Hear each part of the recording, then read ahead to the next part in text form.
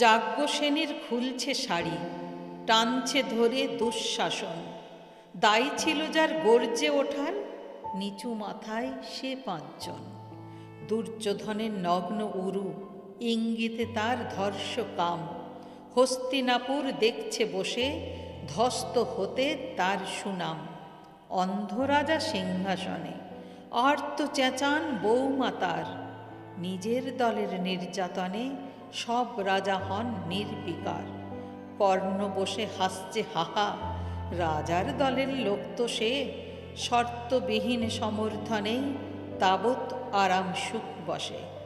ভীষ্ম দ্রোণ কৃপ নীরব, সরকারি লোক হাজার হোক।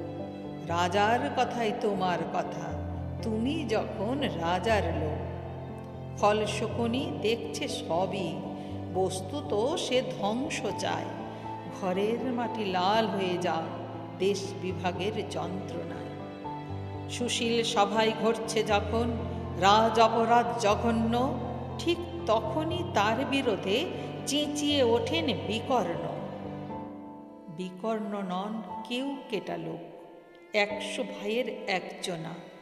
তেমন করে এর আগে কেউ তার কথাটাই জানত না।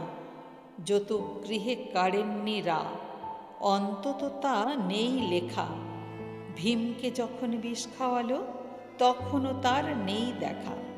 কিন্তু যখন প্রকাশ্যতেই কাড়ছে নারীর আব্রু কেউ, স্তব্ধ জিভের চুপসাগরে বিকর্ণ হন একলা ঢেউ। চেঁচিয়ে ওঠেন রাজার কুমার, যুবরাজের বিরুদ্ধেই। মহাবলী পাণ্ডবেরও গলায় তখন সে সুর নেই। রাজাও যখন নীরব থেকে সাই দিয়ে যায় ধর্ষণে, ঠিক তখনই সমস্ত যুগ বিকর্ণদের স্বর শোনে।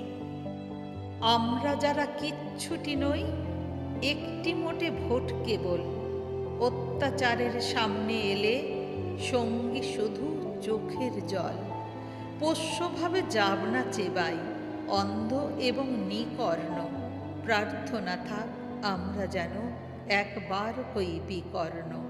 প্রার্থনা থাক আমরা যেন একবার হই বিকর্ণ।